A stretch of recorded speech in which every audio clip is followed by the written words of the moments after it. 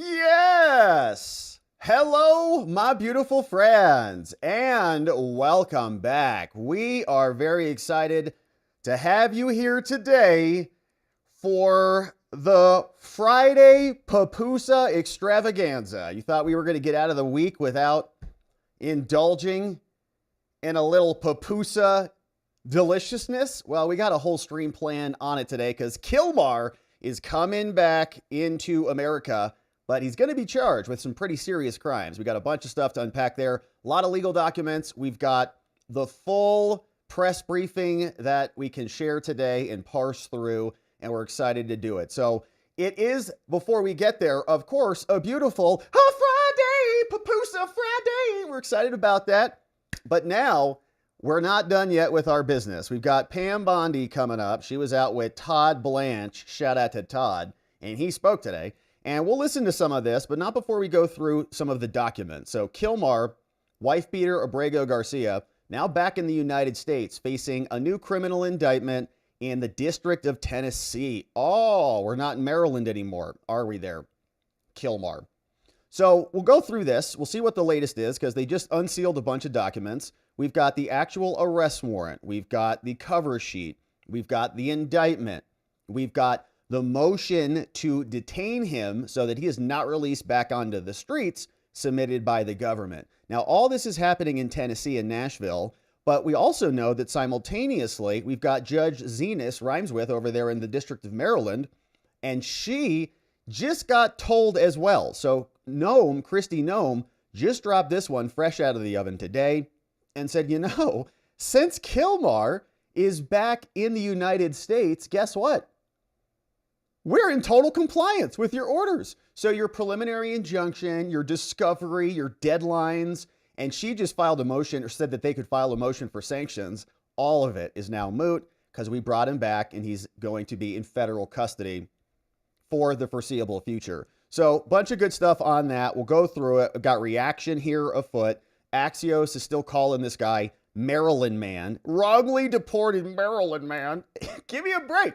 He's an El Salvadorian. And by the way, he wasn't wrongfully deported. He was sent to El Salvador exactly where he needed to be. His withholding was for Guatemala, as we've covered many times here and will continue to cover many times here. So we've seen that. Bill Melugin. We got reaction from Stephen Miller. He's out there just knocking it down. Senator Margaritaville, Chris Van Hollen, is responding to this. Kristi Noem's responding to this. Nayib Bukele's responding to this in El Salvador. And even Jamie Raskin. So we'll listen to that, and then we'll come back. We'll listen to the full Pam Bondi hearing, all in short order. So that's in the Kilmar case. Then we've also got a Supreme Court update. Actually, some pretty good Supreme Court stuff. We'll hit more of it tomorrow on the members-only Saturday stream. We'd love you to become a member. But we got that coming up, and we're excited to see what is happening in this one.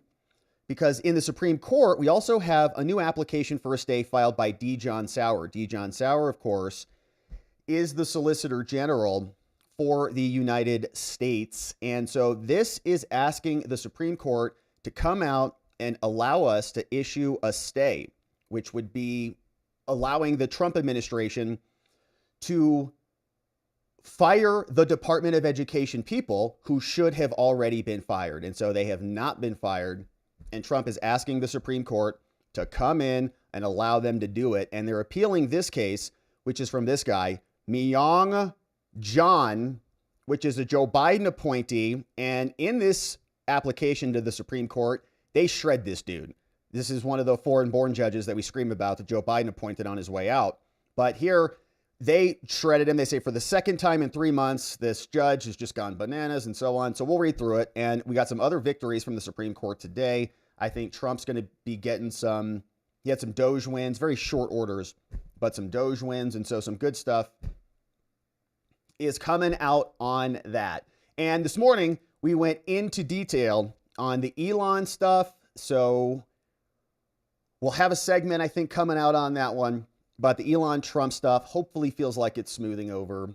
Things have simmered down. Everybody woke up and realized, all right, let's chill. And so that's all good news there. So we got a great stream ahead, my friends. Before we get into it, you know what we got to talk about? Barbecuing. And barbecuing is a very important thing to do, especially with Father's Day coming up. And we all know that the hardest part of cooking meats is the guesswork. We've got lots of questions about temperature. You're tethered to a hot stove or grill, sweating constantly. You don't even know if the meat's done or not. It's very difficult, but those days are over. Here's why. Chef IQ. It's Chef IQ Sense is a game-changing wireless cooking sensor that measures whatever you're cooking. All you got to do is just plug it in, basically. It's not even a meat thermometer. It's actually a cooking assistant. And so here's how it works. You insert that Chef IQ Sense right into the meat. Just poke it in there. You open the app like you saw on your screen. You select the type of the meat. You select your preferred doneness, rare, medium, well done, whatever. From there, Chef IQ senses and continuously monitors your food and predicts exactly when it's going to be done. So you don't have to worry about it. You don't have to hover. You're not flipping. You're not mashing it. You're not cutting it open. Is it ready? Who knows? Your phone will just buzz you. It's ready. Go eat it. Amazing. So you can grill with confidence, cook with precision, host without stress. It's perfect for barbecues, weeknight dinners, and it's a great Father's Day gift, which is coming up. And so we got a flash sale happening right now. You can get 15% off. Go to chefiq.com. Promo code is Robert. Chefiq.com, promo code Robert, and get your Chef IQ, baby, because smarter cooking starts here. And your dad will love it. And he won't overcook your meats anymore. Thanks to our friends at Chef IQ for sponsoring today's show. All right, so my friends, let's get into the business on the day, because here we go. We got Kilmar coming back and facing new charges. Kilmar, wife beater Abrego, back in the United States. This is going to be very exciting for Senator Chris Van Hollen. He's going to have to go and find a new place to have margaritas tonight now that he's here stateside. But now we're going to go through the reason why Kilmar is back, and it is a juicy one. We've now got an arrest warrant, we've got an indictment, and we've got a motion that the government submitted to hold this guy in detention so that he cannot be out on the streets trafficking illegal aliens through our country again. Now, in conjunction with all of this, and I know there's kind of a strange feeling, I thought he's never coming back, and now he's coming back. We'll unpack all that. But we also had this battle with this other judge in a parallel case. This one is happening out of Tennessee. Remember, the other one is out of Maryland, and that judge has gone bananas and just said, bring him back, facilitate his release. Supreme Court said you can't actually do that, weird judge, and she did it anyways, and ordering discovery. And she also just came out and approved sanctions. But what happened today is in a separate case. Okay, this one is also in Maryland, also in the Abrego case. Kristi Noem said, we've complied with your requirements, Judge. He's back in the United States, so leave us the hell alone. We'll read through all of it and more, tons of reaction. Stephen Miller and a bunch of people, Kristi Noem, all responding, as well as Pam Bondi and Todd Blanche coming out with the full press briefing. We'll listen to that. But here's what's going on with the arrest warrant. And this is a new case coming out of the Middle District of Tennessee. We're not in Maryland anymore. Assigned to Waverly David Crenshaw Jr. And I don't know if those people in Tennessee take too kindly to human trafficking like the Marylanders do, who just don't care about anything, apparently. Now, what happened is back on May 21st, so some time ago, there was a motion to seal the indictment. And the indictment came out that same day along with the motion to seal. So this has been percolating for quite some time. The warrant was issued. They made their arrangements. He came back, and boom, today, June 6th, we got a bunch of stuff unsealed, and that's what we're going to peer inside, some juicy stuff. Now, let's go to it.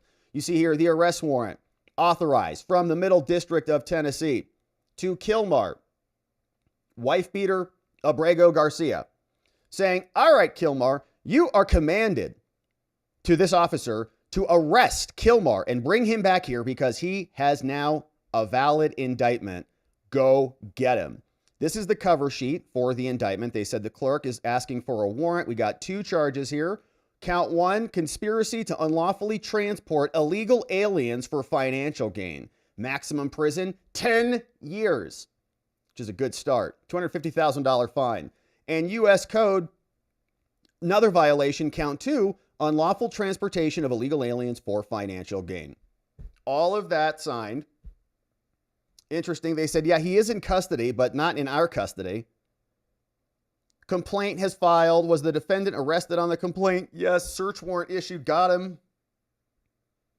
And They say estimated trial time, 7 days, probably longer than that. But all right, so that is the cover sheet. Now, here is the indictment. Kilmar Armando Abrego, wife beater Garcia, now indicted federally. Middle District of Tennessee, explaining that here is just the introductory allegations. From in or around 2016 through in or around 2025, so we got a big window there, Kilmar Armando Abrego and others known to the grand jury conspired to bring undocumented aliens to the United States from countries such as Guatemala, El Salvador, Honduras, Ecuador, and elsewhere, ultimately passing through Mexico before coming into Texas and into America. The co-conspirators knew the undocumented aliens did not possess authorization to enter the United States, but they didn't care because it was a free-for-all. Now, Kilmar and the co-conspirators from El Salvador, Guatemala, Mexico, and elsewhere, they communicated with each other using cellular telephones, and social media applications to facilitate the transportation of the illegals without authorization throughout the United States. Now, Kilmar and co-conspirators, they also collected financial payments. They got paid for this from undocumented aliens for acting as coyotes, right? Illegally transporting them through the United States. Now, the co-conspirators then knowingly transferred money between one another in an effort to conceal the origin of the payments. Now, the people, CC1, CC2, co-conspirator 1, 2, 3, 4, and 5, are all persons known to the grand jury. They were co-conspirators with Abrego. They were all citizens of El Salvador. None of them were citizens of the United States. And co-conspirator 6 is also a person known to the grand jury, is a citizen of Guatemala and not a citizen of the United States. So 6 illegals plus Kilmar. Now, Kilmar Armando was a citizen of El Salvador, not a U.S. citizen, was living in the United States, also a member and associate of the transnational criminal organization La Mara Salvatrucha, otherwise known as MS-13. Now, MS-13 was a criminal enterprise engaged in other things, the unaliving of people, extortion, trafficking, alien trafficking, gun trafficking, alien smuggling, money laundering. They operated everywhere throughout the North and Central America, including El Salvador, Guatemala, Mexico, many places, including Texas, Maryland, New York, Tennessee, and elsewhere. Now, as detailed further below, Kilmar used his status in MS-13 to further his criminal activity. Over the course of the conspiracy, the conspirators knowingly and unlawfully transported thousands of undocumented aliens. Oh man, Senator Van Hollen must be just excited as hell. Well, those are a bunch of new voters for him. Thousands of undocumented aliens who had no authorization to be present in the United States, many of whom were gang members and associates. Now, the co-conspirators also work with transnational criminal organizations in Mexico to transport the undocumented aliens through Mexico and into the United States. And Joe Biden's FBI, when Tennessee Highway Patrol called, said, let him go. Who cares? We paid good money for him to be doing all of this. And, we give him Uber illegal alien airplane rides into the United States. So what if they're going to be trafficking them in a giant people mover? Now, count 1 for Kilmar. Conspiracy. Between in or around 2016 and 2025, in the Middle District of Tennessee and elsewhere, Kilmar did combine, conspire, confederate, and agree with 6 different people, co-conspirators 1 through 6, and others known and unknown to the grand jury, to knowingly and in reckless disregard of the fact that certain aliens had come to or been entered into the United States illegally, move them in violation of the law. Now, here's the manner and the means. They transported, all working together. In 2006, shortly after meeting each other, the first co-conspirator and Abrego agreed to work together to transport undocumented aliens for profit and private financial gain. What? That's so weird. I thought he was like a father. He was here to get a better life working for a union. Steelworker. Co-conspirators outside the United States facilitated the travel of undocumented aliens from El Salvador. Guatemala, Honduras, Ecuador, Mexico, and elsewhere to illegally cross the United States into Texas without inspection. In fact, co-conspirator 6 was one of the primary sources of supply of undocumented aliens for the conspiracy, and many of the undocumented aliens included MS-13 members and associates. Of course, it's like who they know. It's their gang. They're probably under pupusa attack too. Man, our pupusa just got wiped out by Barrio gang. Oh, homie, me too. Kilmar Armando and CC1 ordinarily picked up the undocumented aliens in Houston, Texas, shortly after the aliens had unlawfully crossed the southern border, come in through Texas. Then Abrego and co-conspirator 1 would pick them up from Texas and transport them all across the United States. Now, during the course of the conspiracy, in fact, co-conspirator 1 was incarcerated for alien smuggling and was deported. So during that period, conspirator 1 was gone. So CC2 then began acting at the direction of CC1. He's like, oh man, I got me. So you're taking over.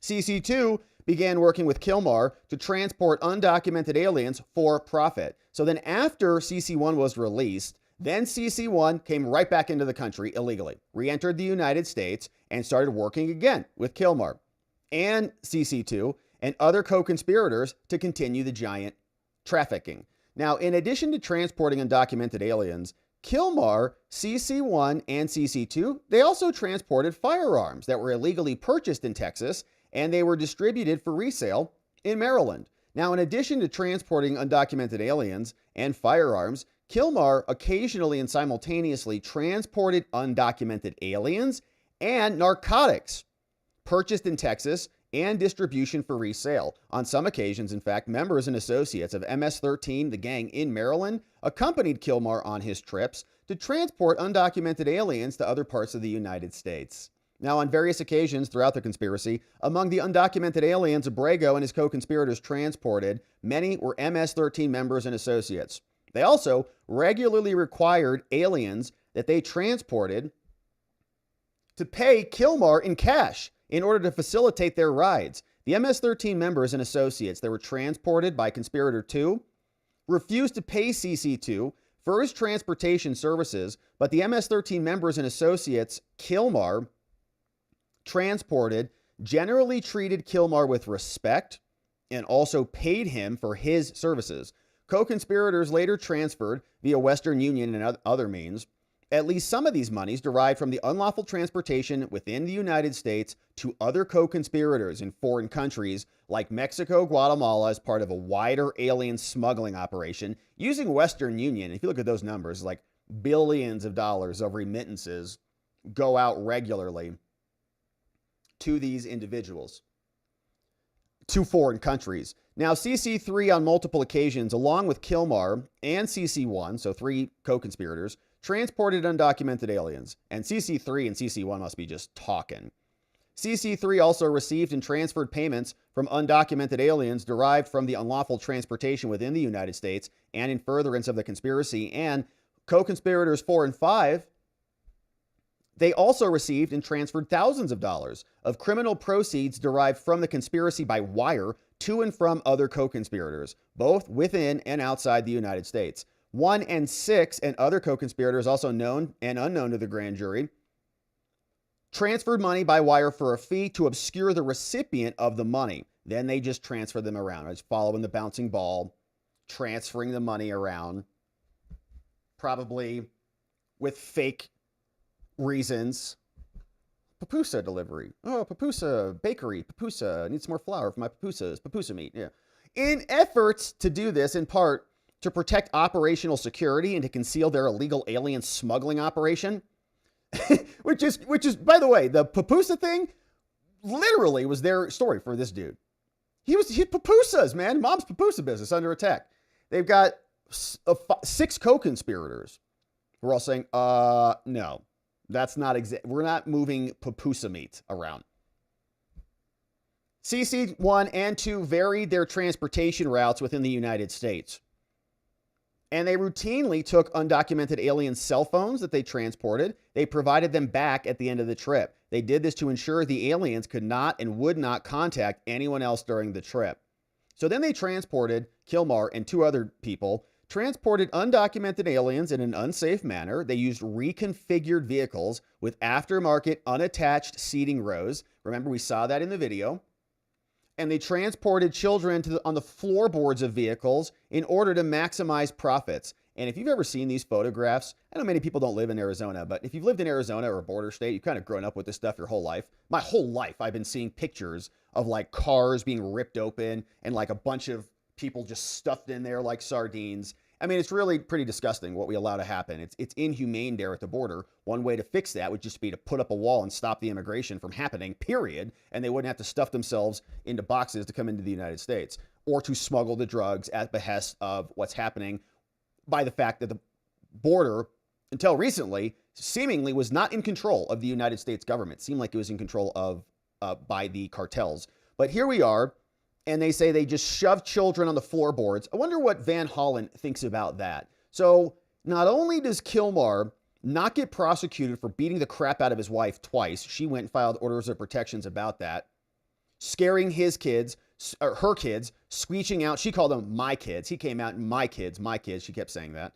So in addition to all of that, he's also transporting children on the floorboards. Now, as part of this, and Democrats love this dude, Maryland man, bring him back to America. All of them screeching about this due process crisis in America. Now, as part of the conspiracy, none of the undocumented aliens transported by Kilmar carried luggage. Well, they don't have anything. They're illegal. To conceal their illegal activity, CC1, Kilmar, and 2 routinely devised and employed knowingly false cover stories like pupusa threats to provide to law enforcement if they were stopped for a transport. And he's bumbling around. I can't actually, don't have driver's license, don't have insurance, can't speak English. And the cops just say, okay, well, you're clearly trafficking humans. You've got a bunch of people stuffed back there in rows, and the FBI lets them go. You see if you get let go when you're driving on a suspended license without insurance. No, it's not going to happen. You're going to call the FBI and say, hey, Rob is trafficking people and drugs and speeding without a license and insurance. Everyone knows what it is, but you just let go. Ridiculous. So FBI was complicit in a lot of this, and they should be investigated too. Like who picked up that phone call and made that decision and why? These false cover stories regularly involved, construction. Yeah, no one will disbelieve that. In 2021, as part of CC6's criminal activities in these international transports, CC6 was involved in the transport of more than 150 migrants. Exactly what I'm talking about. That ended when the tractor trailer carrying them overturned in Mexico, resulting in the deaths of more than 50 migrants and injuring many others. That's right. They treat people like cattle. Okay, if you lose 50 of them, so what? There's going to be 50 more. And there's a whole industry. And our government was paying billions of this to like the Lutherans and to the Catholics and all these NGOs. They're like, we're going to come in and resettle these people because we're good Christian people. Get out of here. What you're doing is facilitating human trafficking, and you're causing the death of people, and they're doing it in the names of humanity when they're not. They're trying to shift the entire country of the United States. And they may well have succeeded, which is why we're trying to push this back. Now, Kilmar sometimes brought close relatives with him when he picked up the aliens in Texas and transported them to other parts of the United States. On other occasions, Kilmar went alone. During some of the trips, Kilmar operated when he did not bring a close relative, and CC6 received reports from other aliens that Kilmar had abused some of the female undocumented aliens.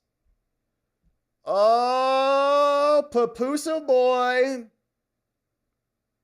Not supposed to be doing that. Abusing female undocumented aliens, man. Maybe they'll be new victims for new criminal charges. What kind of abuse was that? Now, knowing this was bad for business, he reported these allegations of abuse to CC1 and CC2. And they told Kilmar, stop grabbing the women, you disgusting pervert. Criminal alien, wife beater, saying, stop it, okay? You can't do that. It's bad for business. They're going to start talking about you being a perv. Now, Kilmar and CC1 and CC2 routinely transported between 6 to 10 illegals per trip. Now, over the course of the conspiracy, Kilmar transported undocumented aliens who had entered the United States without authorization on approximately more than 100 trips. 100 trips. FBI, just let him go. Yeah, no worries. So like 1,000 people this dude helped to bring into the country. Made tons of money off of it. the entire federal government apparently just let it go. And now he's facing some justice. So on or about the following dates, and this sounds like, gosh, they're going to have a ton of evidence, like 100 trips. Defense comes out, no, it's only like 50 trips. Okay, fine. The other 50, he was human trafficking. Okay, jury, nail him. Now here, transportation. On or about the following dates, as a representative of the manner and means of the conspiracy, Kilmar and his co-conspirators took or caused the following actions. Here's what happened. We saw this video. On or about November 30th, a state trooper with the Tennessee Highway Patrol conducted a traffic stop on a Chevrolet Suburban on Interstate I-40 in Tennessee, outside of Cookeville, now located in the middle of Tennessee. Now, other THP troopers subsequently responded to the scene of the traffic stop. Now, the November 30th traffic stop was captured on video. We watched that here previously. Now, Kilmar was the driver of the Suburban. There were 9 additional passengers in the Suburban, all of whom were Hispanic males, which is curious. I thought that one dude up there was definitely a chick. I'm like, that looks like a chick trying to look like a dude. Turns out it was a dude. Now, we do know there are some interesting things going on with MS-13 and some weird, gender things. I'm not sure what it is. Anyways, and none of whom had any identification, because why would they? They're illegal. Now, when asked where they were traveling from, Kilmar knowingly and falsely told the state trooper he and his passengers were coming from St. Louis. No, he further knowingly and falsely stated that to the state trooper that the Suburban passengers had been in St. Louis for 2 weeks doing construction. Also offered that the passengers were on their way back to Maryland, when he also then knew that to be false because the passengers had also been picked up in Texas. So lying to cops. Now, multiple passengers told the THP state troopers they were all going to the same address in Maryland. Talked to some other people. The Suburban that Kilmar was driving had an aftermarket third row of seats placed where a cargo area should be, which was occupied by illegals. Now, none of the 9 illegals had any luggage, nor was there any tools or construction at all. No equipment, because they weren't doing construction. Now, the license plate reader data, which can track particular vehicle locations at any given point in time, show that the Chevrolet was driving and had not been near St. Louis in the past 12 months, not even close. In fact, had been to Houston within the last week leading up to the traffic stop. Now, Kilmar, in his pocket, he had about $1,400 in cash. Shortly after the traffic stop, Kilmar informed other members of the conspiracy that he had been stopped by law enforcement in Tennessee, but that he had been released. All in violation of the law. Now, here's count 2. Unlawful transportation of undocumented aliens, saying on or about November 30th, Kilmar, aided and abetted by others known to the grand jury to illegally transport and move aliens in the United States. And so, based on all of this, we think that if he is convicted, there should be forfeiture of the things that he was in. So I guess they want the vehicle.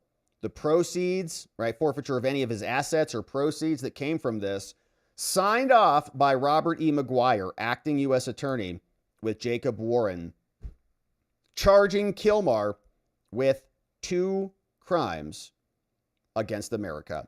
Now, in addition to that, we also saw that in the Middle District of Tennessee, the government also is asking to hold him in custody. So he's just been charged, but here's why we cannot let him out from the DOJ. They say, let's see what's going on over here.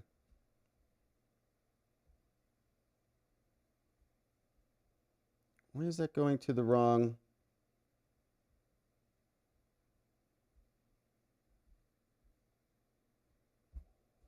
The screen's not changing for some reason. One second. Let's see what's going on over here.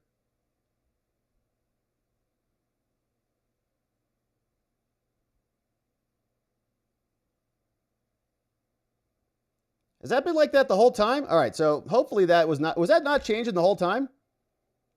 Oh, gosh. All right, well, I can't tell. So on my end, hopefully that was changing, but this is what we're looking at right now. So I don't know if something froze on the output. Let's see. Tubes were clogged?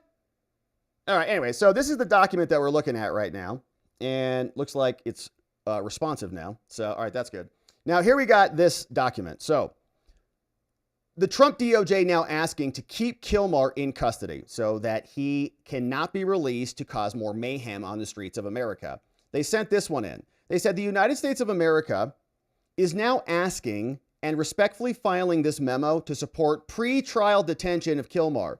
Do not let him out. Now, at the defendant's initial appearance, the United States is going to ask that we hold him in custody because he is a serious danger to the United States and a serious risk of flight. And no conditions or combination of conditions can enhance the safety of our community. They write, all right, Judge, in Nashville, Tennessee. This is not Zenus. Now, over the past 9 years, Kilmar has played a significant role in an undocumented alien smuggling ring that has resulted in thousands of undocumented aliens being illegally transported into and throughout the United States, including members and associates of La Mara Salvatrucha and a recently designated FTO foreign terrorist organization and unaccompanied minor children. Thanks to Kilmar. Now, this was always curious to me. Okay, Senator Van Hollen is a CIA asset, probably. He, of course, his mom was CIA. His dad was State Department. The guy was like burst out of Georgetown and suddenly picked up and went down to El Salvador to have a meeting with this guy. I've always thought that was cover for something else, and this might be part of it. Didn't realize that Kilmar may have been one cog in a machine that was bringing in 1,000 people every so often. And maybe Van Hollen is doing something down there to have additional conversations with some other people who matter. Now, on May 21st, rather than going down there to hang out with Kilmar, a dude who's clearly responsible for bad stuff. Now, on May 21st, a grand jury in this district returned a sealed indictment, charged him alien smuggling and conspiracy. If convicted, he faces a maximum punishment of 10 years in prison for each alien he transported, okay? Stack them up. So let's say he had 8 per car, did 100 trips, it's 800 people, times 10, is that 8,000 years? All right. Accordingly, the sentencing exposure for the defendant, given the number of undocumented aliens, goes well beyond the remainder of his life. So we can't let him out.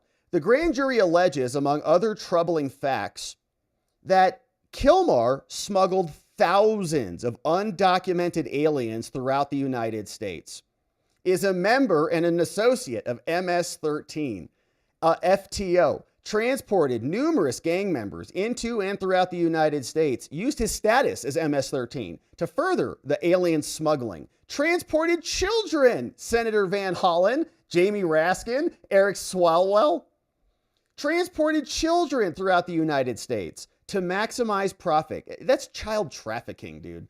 Abused undocumented alien females.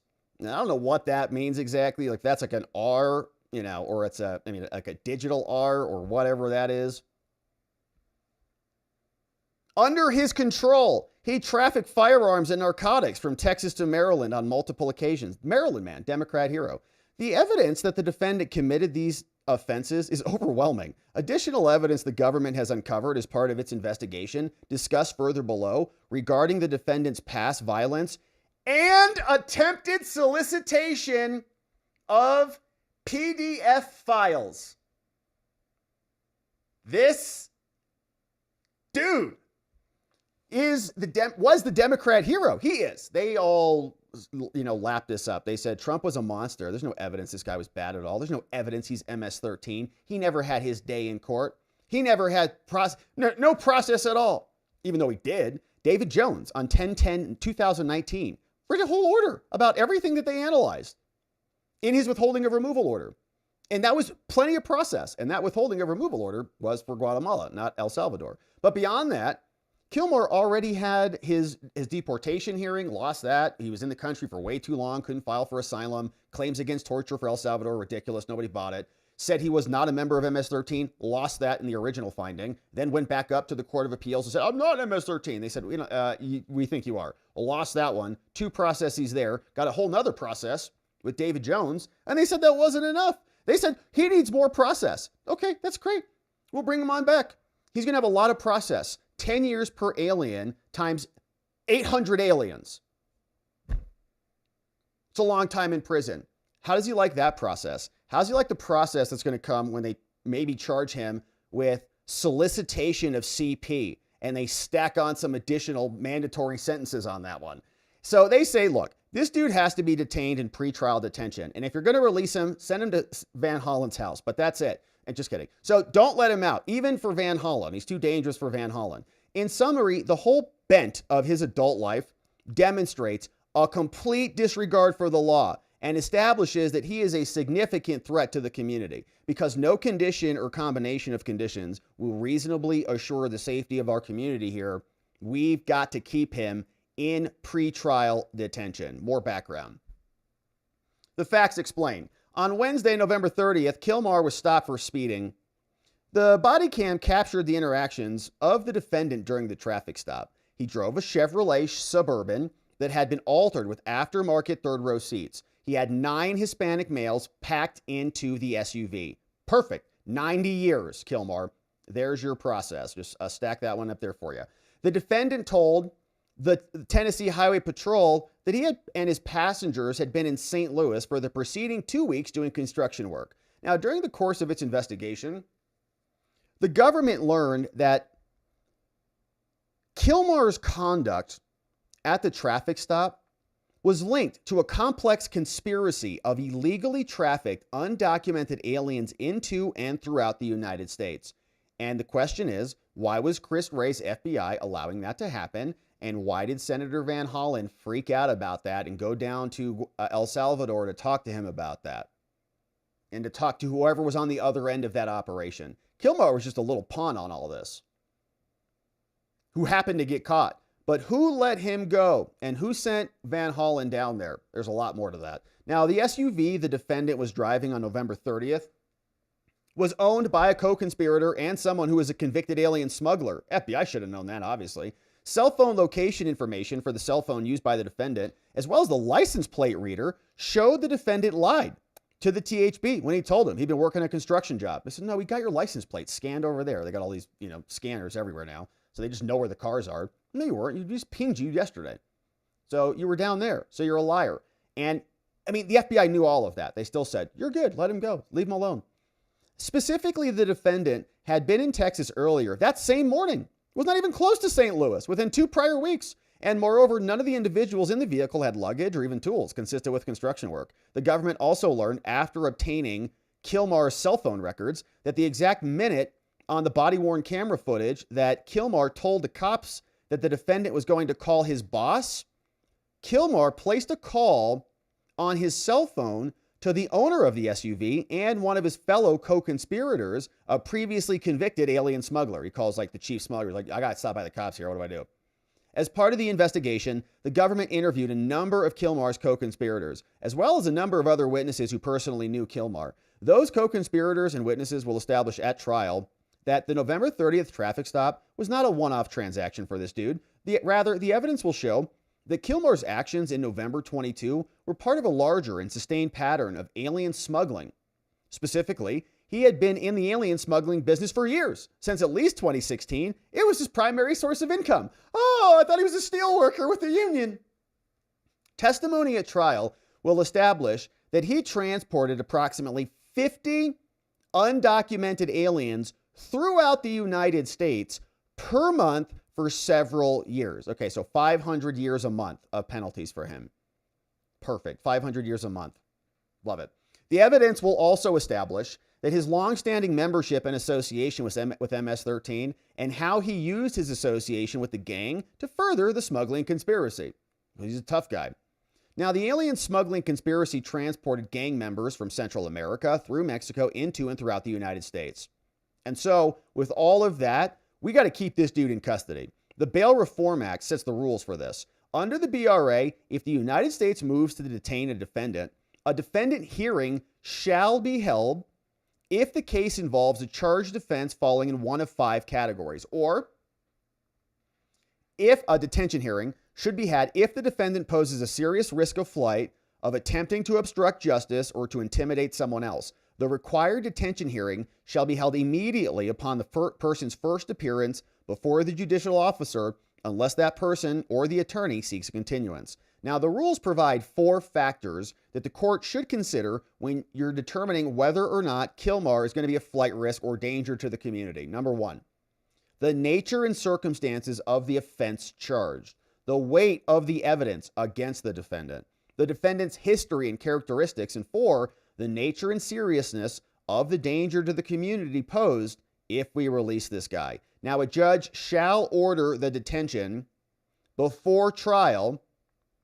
if after the hearing and upon consideration of all the available information, if the judicial officer finds that no condition or combination of conditions will reasonably assure the appearance of the person as required and the safety of the community. Now, a judicial officer's finding of dangerousness must be supported by clear and convincing evidence. So it's a little higher than preponderance of the evidence, which is like 51% more likely than not, but it's lower than beyond a reasonable doubt, right? It's clear and convincing evidence, a little higher than that, but lower than beyond a reasonable doubt. When the risk of flight is the basis for the detention, however, the government must only satisfy a preponderance of the evidence standard, okay? So dangerousness is a higher standard, but flight risk is very low. It's like more likely than not, you're not going to come here.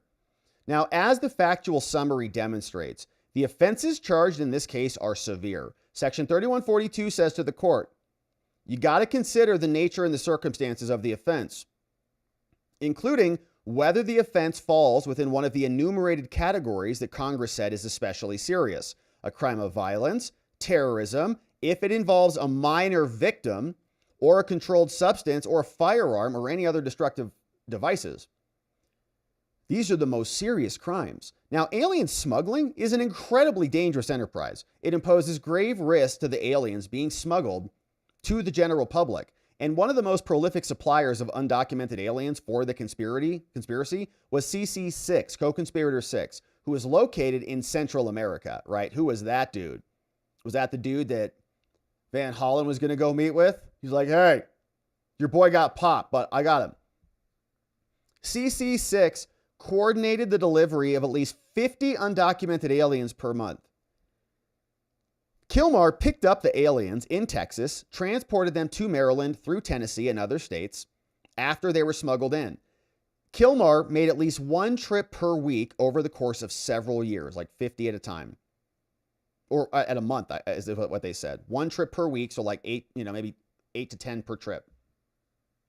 As detailed in the indictment, which we just read, Co-Conspirator 6 was responsible, along with other co-conspirators, for the death of more than 50 migrants when a tractor trailer overturned because they were stuffed in there like sardines. Now, the evidence will show that CC6 was also associated with Mexican drug cartels, which were used to further the alien smuggling conspiracy. That's why Van Hollen went down there. Not to go hang out with Kilmar, because it was part of a much broader thing happening. The grand jury also alleged that many of the undocumented aliens transported by Kilmar and his co-conspirators were MS-13 gang members. The MS-13 status was particularly important when transporting MS-13 gang members. They had a large presence in Maryland, apparently they're fine with that there, where the defendant Kilmar resided, and as many as 30% of the undocumented aliens were gang members. So they are just inviting them in. The defendant also transported minors in an unsafe way, not restrained in car seats, but on the floorboard, recklessly and selfishly designed to maximize the number of undocumented aliens being transported and increase the profits. These representative acts demonstrate the danger of alien smuggling to both the aliens and to the general public. But they say you're a bigot if you say that we shouldn't be allowing this to happen to these people. For all these reasons, the nature and circumstances warrant detention. Now, let's talk about the weight of the evidence as well. Explaining, the weight of the evidence against Kilmar is overwhelming. The November 30th traffic stop was captured on body cam footage. The defendant is readily identifiable. The government, as part of its proffer of evidence to the court, will provide a copy of the footage if you'd like to look at it. Put simply, it's not going to be credible for the defendant to argue to a jury that there's someone else in the body cam. It's him. Moreover, Kilmar's statements to THP, also clearly captured on the camera, that he was in St. Louis is a demonstrable and unequivocal lie. So his credibility will just be destroyed. And it was designed to conceal his criminal activity. And it's proven by the license plate reader and the records of the SUV and his own cell phone. He was never where he said he was, so he lied to the cops. We're going to explain that, show it, and just show everybody. Not to mention the fact that the SUV he was driving belonged to a convicted alien smuggler, who's already convicted for that same crime, who he referred to as his boss on the camera footage. Oh, my boss, the convicted smuggler, I got a call. The same boss that he then called during the traffic stop based on his own cell phone records. Now, at trial, co-conspirators and witnesses, and they got like 6 co-conspirators now, will corroborate what the jurors will plainly see on the footage. That Kilmar had been smuggling aliens for years, earning well over $1,000 for every trip. The evidence will also show that the co-conspirators had no other source of employment. The only thing they did was smuggle aliens. And that Kilmar was one of the most prolific smugglers in the conspiracy. Just an innocent Maryland man who was a union member. Dues-paying union member. History and characteristics of this dude. All right, Kilmar's 29 years old, and apparently he has spent his entire adult life committing crime. In addition to nearly a decade of alien smuggling, he's a member and associate of MS-13, a foreign terrorist organization.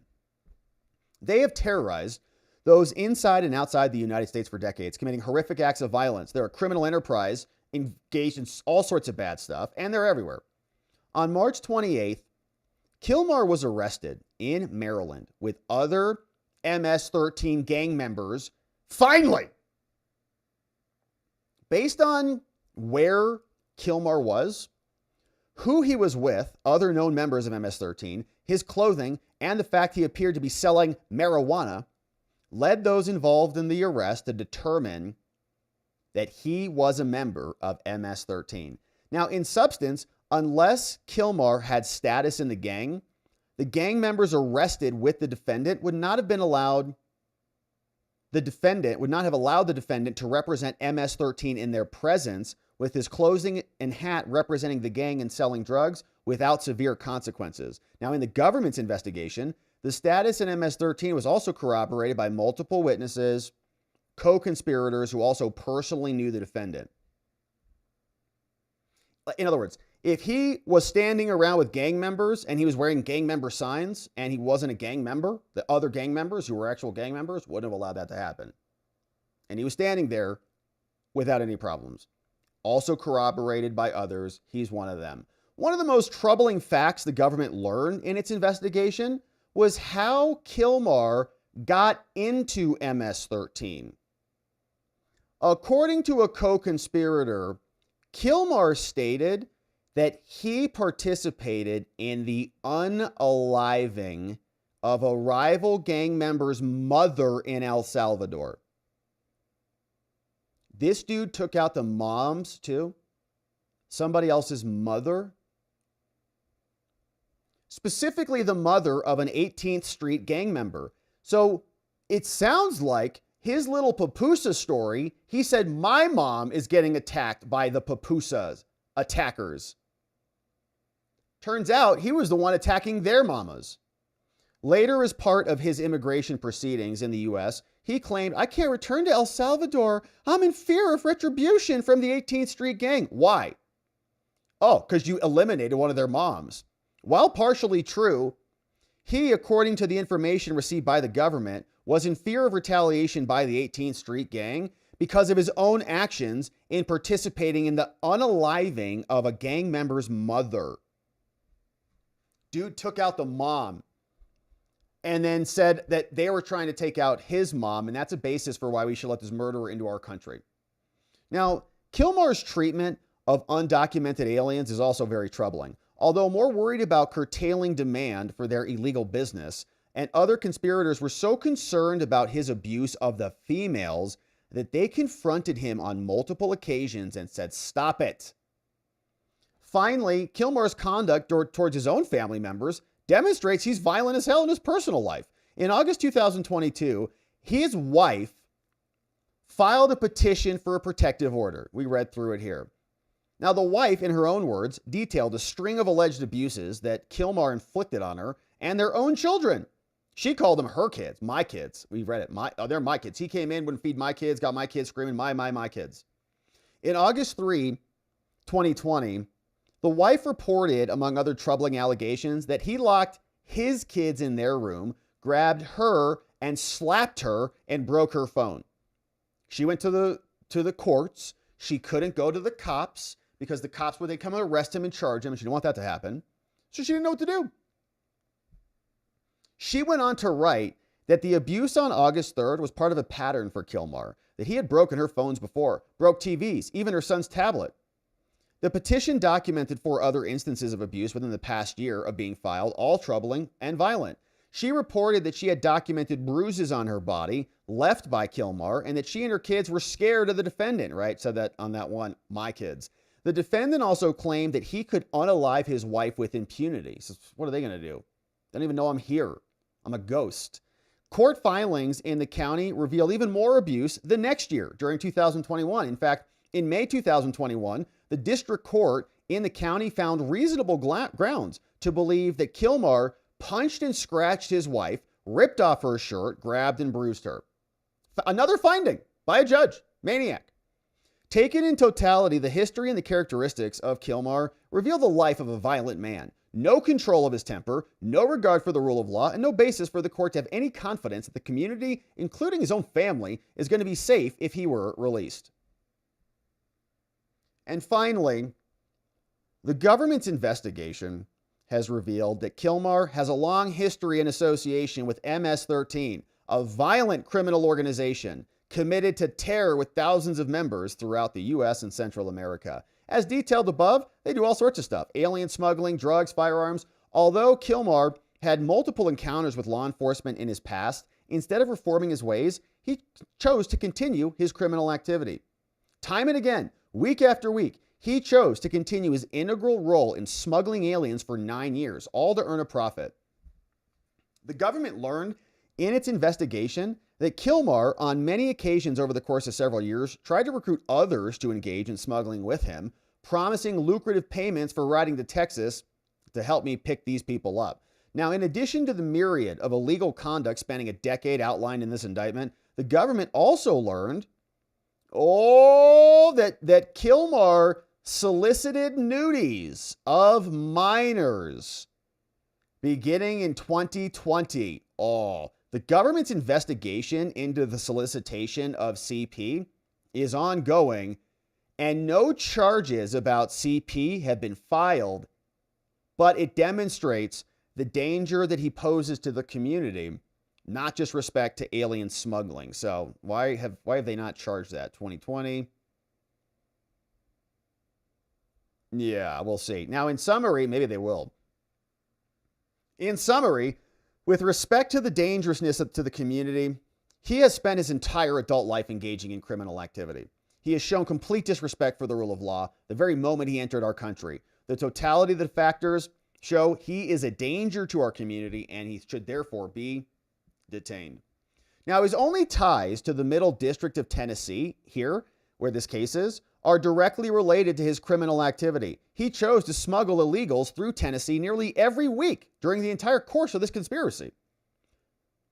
Kilmar and his co-conspirators chose to travel through Tennessee for a number of reasons. It was the most direct.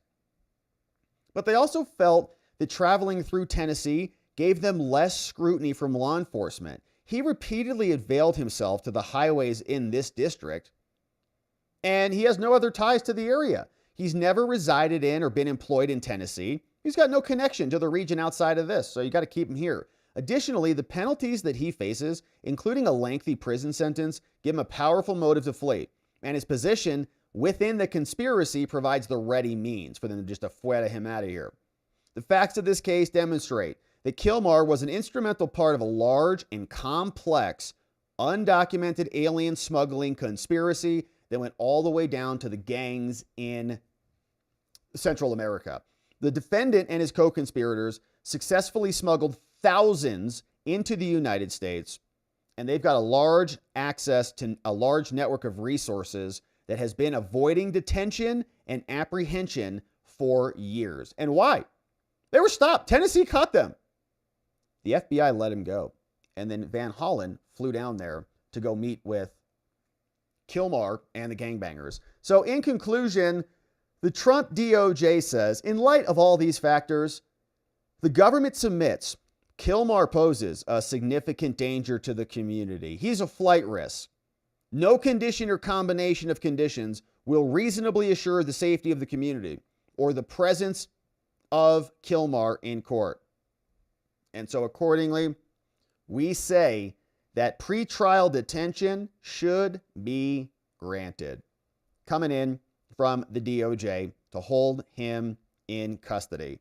Now, while this all happened, and we're going to get to the press conference here in a minute, but I wanted to share this as well because that was in Tennessee. Remember that Kilmar already had plenty of due process. He is an illegal in our country. They don't get access to the Article 3 courts automatically. They get Article 2 courts, which are courts, immigration judges, proceedings. It's been the law forever, even before Trump came in. Kilmar went through that. He was already adjudicated. He already had findings about being a gang member, appealed it, being removable. Then he said pupusa attacks happening, got withholding to Guatemala. They sent him to El Salvador. The whole case was screwed up because of malpractice and I think a criminal poison pill, essentially, from Iraz Ruvani, the DOJ attorney who was fired in the aftermath of that. But this case has been percolating because the ACLU and the gangbang lawyers, they went out and they were forum shopping for certain courts. They found one in Maryland, and this judge called Zenas, and she ordered them to return Kilmar back. Trump took this up to the Court of Appeals and ultimately the Supreme Court. They said, you can't order him to do anything, Zenas. And then she took the case back. Now, what's curious about this is just recently, what she did is approve some sanctions. And that was on June. Here, let me find this one. Where did this go? Sanctions. There it is. Here, on June 4th, the judge entered a paperless order. This is Judge Zenas. She says, guess what? Trump hasn't been working hard enough to get Kilmar back and hasn't answered my questions. So she said, okay, guess what? The ACLU gangbangers can now file a motion for sanctions. It is now granted. Okay, she said that on June 4th. And then file by June 11th, and then Trump can respond within 7 days, blah, blah, blah. Now Kristi Noem just says, sanctions for what? You wanted Kilmar back? You wanted him to get some due process, which he already got? He's going to get a lot of it now. So they submitted this notice into the court. They said, all right, Judge Zenas in Maryland, on April 4th, 2025, you issued your illegal order to facilitate the return of wife-beater Abrego to the U.S. You wanted him back, even though he abuses immigrant women, he brings in 50 people a month, gets paid thousands of dollars, and solicits CP of minors. This judge, bring him back right now. Defendants hereby provide, Trump says, I'm going to give you notice. We've complied with your court order, okay, Judge? And we have successfully facilitated Abrego's return. You're welcome. As the Attorney General recently announced, we'll come to that, Abrego was returned to the United States today. He's going to stand trial on criminal charges in Tennessee. And so considering this development, Judge Zenas, the court's preliminary injunction should now be dissolved. You said you wanted him back. He's back. And the underlying case should be dismissed. It's moot. Trump now intends to formally move to dismiss this complaint in the meantime. And in the meantime, we respectfully request an immediate stay of all case deadlines. And so Zenas is now kind of caught in a corner. She's going to say, well, I ordered you to bring him back. And you said that you couldn't bring him back. And you said you didn't have control and all this stuff. And so I would predict that she's not going to, okay, case is closed. She's going to say, now I have the right to go investigate why you told me something that you're now doing. You said you couldn't bring him back, and now you brought him back. Trump will say, well, we prosecuted him with a crime. He's been charged now. He wasn't charged before. We're not going to bring in non-citizen illegal aliens into our country after we've negotiated their deportation based on a valid order. And so The judge is not going to like that, right? She's going to say, I'm going to find a way to keep this case.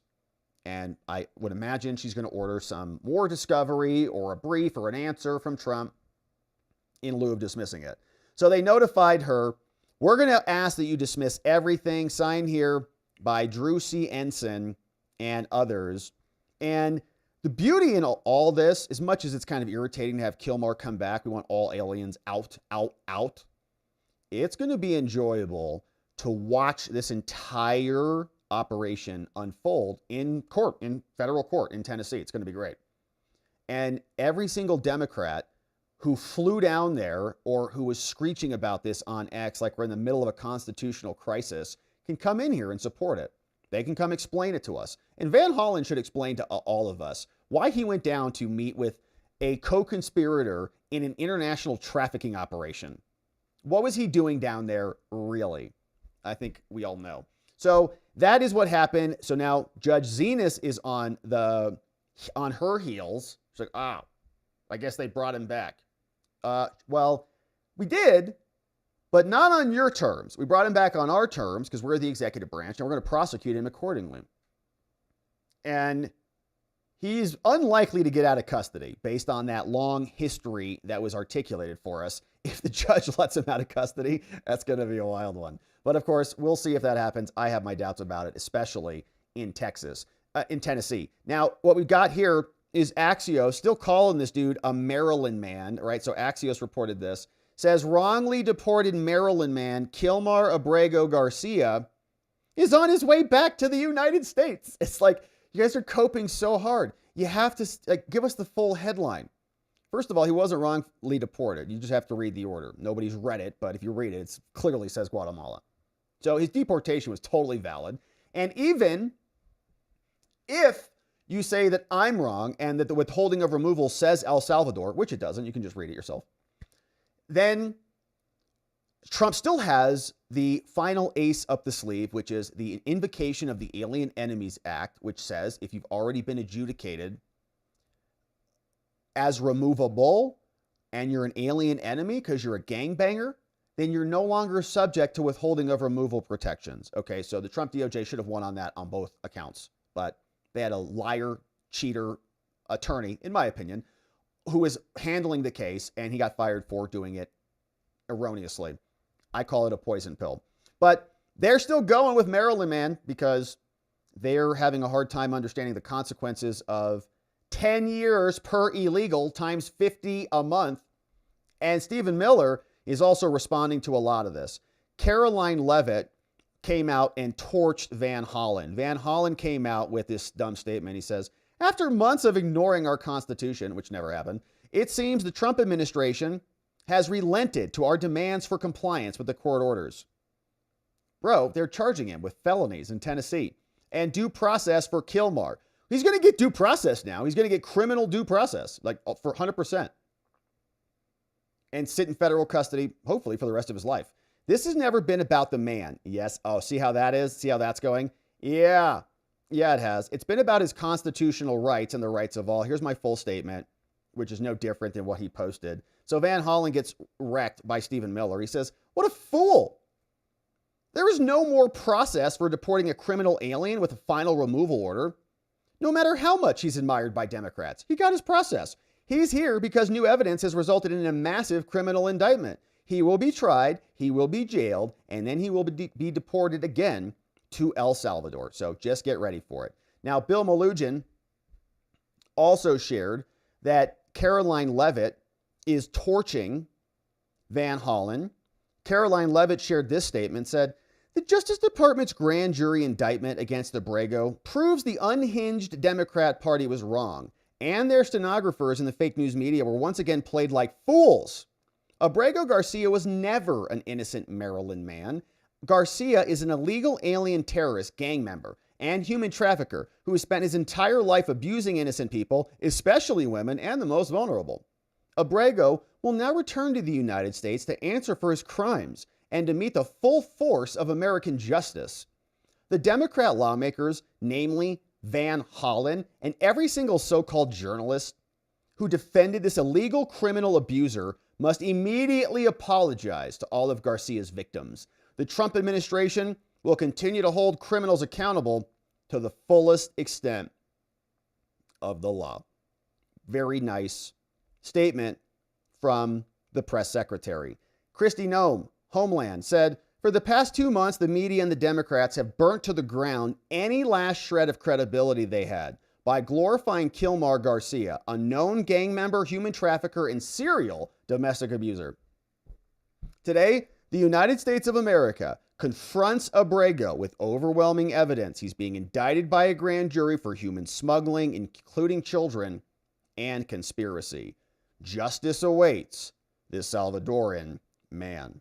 And we also saw Nayib Bukele was commenting on this, the president of El Salvador,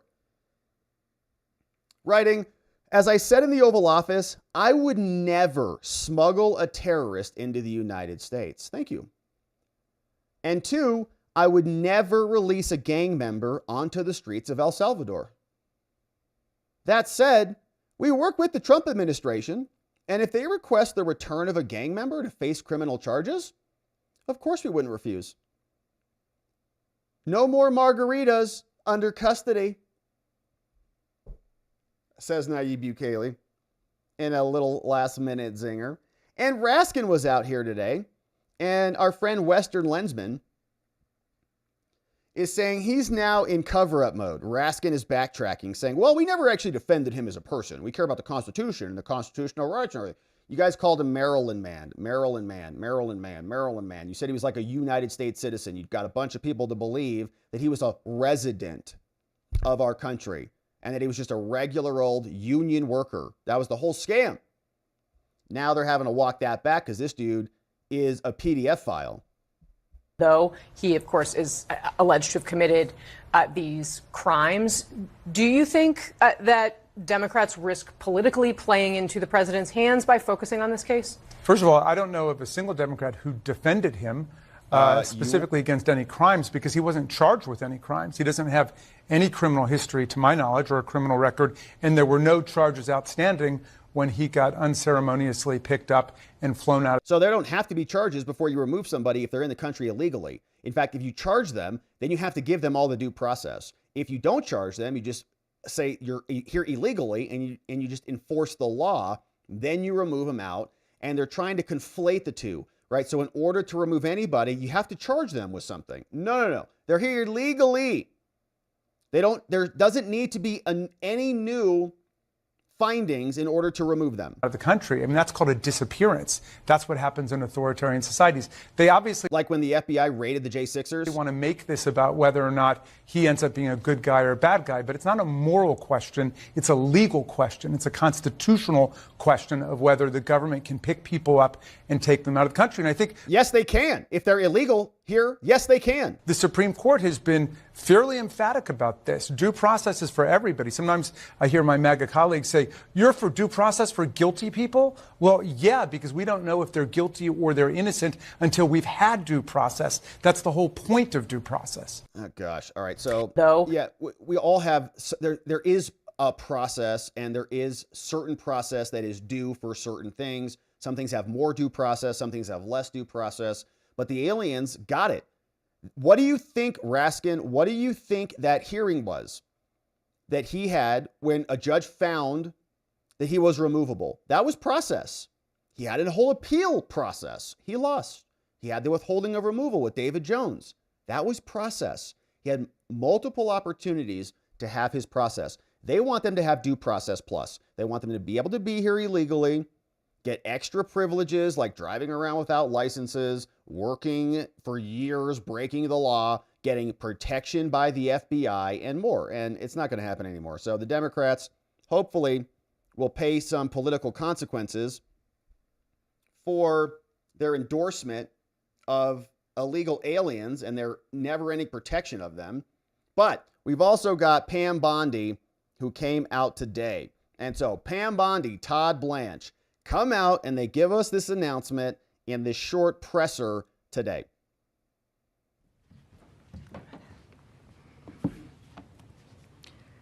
Good afternoon. Good afternoon, Pam. We're here today to announce a major update in an important case.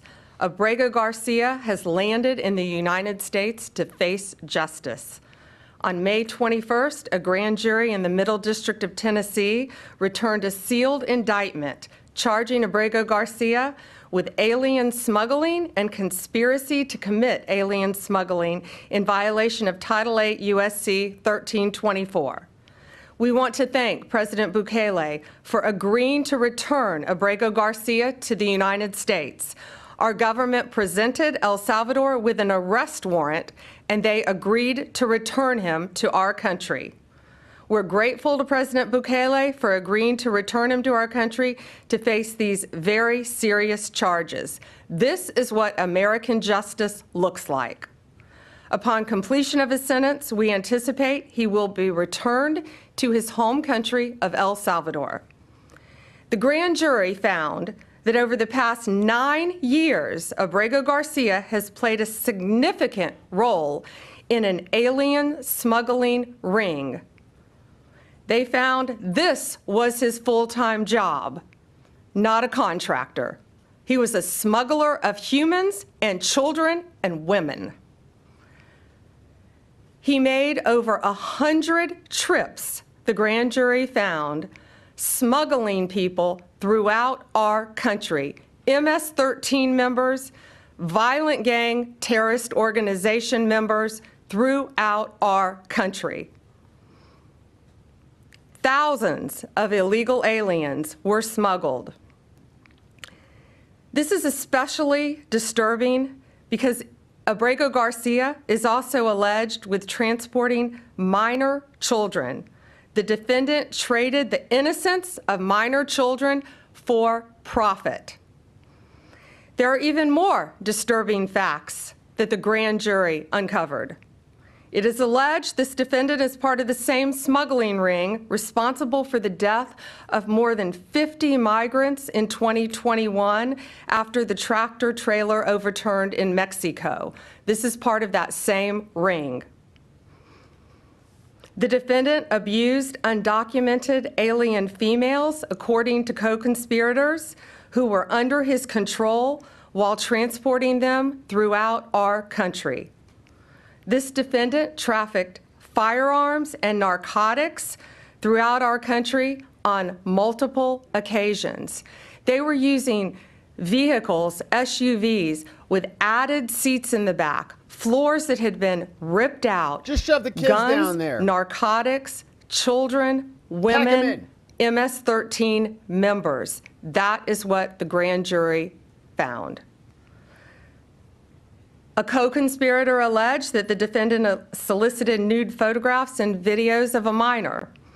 A co-conspirator also alleges the defendant played a role in the murder of a rival gang member's mother. These facts demonstrate Abrego Garcia is a danger to our community. We want to thank the Department of Homeland Security, the FBI, our state and local partners, our acting U.S. Attorney Robert McGuire, and prosecutors from the Joint Task Force, Vulcan. Questions? Attorney General, the traffic stop that we've seen video of from Tennessee, where Abrego Garcia was first identified by the local authorities, at the time, the Homeland Security Department declined to take custody of him. What has happened in between that time and in between the time that the government has been arguing that he was not returnable from El Salvador? What has happened since in this investigation that brought you here? Yes, the question was in 2021, there was the traffic stop. And what has changed since then? What has changed is Donald Trump is now president of the United States and our borders are again secure. And thanks to the bright light that has been shined on Abrego Garcia, this investigation continued with actually amazing police work. And we were able to track this case and stop this international smuggling ring from continuing. But these were recently found facts, right? Yes, okay. Recently found facts. To that point, can you just explain when this investigation was opened? The investigation in Tennessee, can you say when that investigation was opened? Well, the grand jury indicted on May 21st. this investigation has been ongoing. This case has been hotly debated here in Washington. In your mind, does this resolve that issue in terms of his deportation? And should this be seen in any way as complying with the judge's order to return him to the U.S. and the Supreme Court ruling that the U.S. government should facilitate his return? There's a big difference between What's up, Todd? What the state of play was before the indictment and after the indictment. And so the reason why he is back and was returned was because there's an arrest warrant, which was presented to the government in El Salvador. So there's a big difference there. As far as whether it makes the ongoing litigation in Maryland moot, I would think so, but we don't know that. He just landed today. Yeah, and the judge is going to fight to keep this case open. Jake, Zenas. I just want to confirm what you said earlier, that you're intending to prosecute him and keep him in an American prison if he's found guilty, and then would remove him after his sentence is over. Correct. Yes, he will be prosecuted in our country, sentenced in our country if convicted, and then returned after completion of his sentence. Last one, Sadie, Wall Street Journal. Okay. I have two. One's on topic, one's off topic. Maybe I misunderstood you, but you were mentioning, that he had some involvement in a murder, or was connected to groups that had, involved with this other smuggling ring. But to be clear, the only charges he's facing right now are the, human smuggling charges. Just that's the one offense. But the other things that you have talked about are not actually in the indictment? No, co-conspirators allege that, and we were clear to say that. He is charged with, it's not only very serious charges of alien smuggling. And again, there were children involved in that. Human trafficking, not only in our country, but in our world, is very, very real. It's very dangerous. And as you saw recently in Virginia, the arrest FBI, we made of the MS-13 member, unrelated to this, we learned at that press conference, that's where they bring young children into our country and they start grooming them at middle school age to become MS-13 full-fledged members, commit violent crimes throughout our country. It is highly organized. It is very dangerous. And they are living throughout our country, but no more, because they are being arrested, they are being prosecuted, and being convicted and deported when appropriate. That's all for today. Thank you. Pam Bondi, Todd Blanche, Kilmar getting arrested and indicted. And as it stands here, 10 years per alien. And we think there might be about 1,000 aliens. So he's looking at a long time. So we'll, of course, keep our eye on this one. We'll see what the Democrats have to say about this in response. We think that there will be some nice distance put between them, but that should not be allowed to happen. They want to defend Maryland Man. They want to make him part of their entire political platform. Well, then they can go ahead and do that, and we'll stand for actual Americans here. So we'll cover this case. Thank you for subscribing and joining us as we do. All right. And now, my friends, we've got one good update over at the Supreme Court. And then we'll hear from you. Trump goes to the Supreme Court demanding that they stop the judges who are trying to impede Trump's agenda. This is a Department of Education case. We know the new Secretary of Education, Linda McMahon, has come in and she said, actually, you're all getting Fs. And since you're all getting Fs, you're failed out of the Department of Education, so you're fired, get out. And now what has happened is this judge, Myong Jae Jun, who is over in Massachusetts. We got some really problematic judiciaries up there in Massachusetts and Maryland. Myong Jun was recently appointed by Joe Biden, just assumed office in 2023. Before that, he was a city court judge. Now he's issuing injunctions out of Massachusetts that are impeding the entire presidency. This guy, of course, like many of Joe Biden's appointees, was born not in the United States, was born in South Korea, because Joe Biden couldn't find any good judges in Pennsylvania, or actually in Massachusetts, couldn't find any good judges born in Massachusetts to go sit on Massachusetts, so we got to go hire foreigners from elsewhere. Anyways, Now, Trump is in the Supreme Court. They said, all right, coming from D. John Sauer in a big fat filing, they say, all right, guess what, Supreme Court? We're here and we need your help. All right, Amy Coney Barrett and John Roberts, we're talking to you. For the second time in 3 months, the same district court, and it's Massachusetts, so it's going to be this judge, Myung Joon, and others. Myung Joon is on this case right here, State of New York versus McMahon. And this was a lawsuit that was filed by a bunch of the states. Remember this: Nevada, New Jersey, Oregon, Vermont, Wisconsin, Arizona, loser Chris Mays. Bunch of people, all the blue states sued. You can't cancel our education. Our kids are going to be idiots if you do that. Yeah, we mean that the teachers are going to lose all their grifting money, or the unions, the teachers' unions, or whatever the Democratic Party loves so much about giant education. But for the second time in 3 months, the same district court has thwarted the authority to manage the Department of Education. They lack jurisdiction to even second guess what we're doing. These are internal management decisions, and they can't impede those. This court curtailed that overreach, talking to you, Supreme Court, when the district court attempted to prevent Trump from terminating discretionary grants. Remember, that was in the California case. Now, in this case, the district court is attempting to prevent the Department of Education from restructuring its workforce, despite lacking jurisdiction several times over. They can't hear this case. So, Supreme Court, you have to get in here. Intervention is warranted, and we need to hear from you. Now, nearly 3 months ago, the Department of Education announced a RIF. They were going to fire 1,378 employees, go find new jobs. The RIF effectuates the administration's policy of streamlining the government, saying it's better left to the states. The government has been crystal clear in acknowledging that the only Congress can eliminate the Department of Education. We've said that. We're not eliminating the department. We're just getting rid of some people. And the government has also acknowledged the need to retain sufficient staff to continue fulfilling the mandatory duties. And so we're going to do that. The people we're firing, we don't need.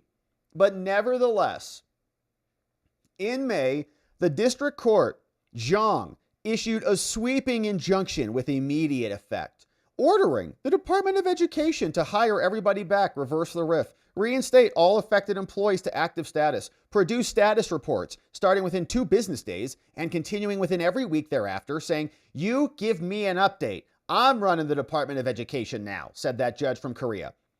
And pursue myriad other measures to turn back the clock on the Department of Education to the status it was before the election in January. It's ridiculous. Make it like Trump never won, says the judge.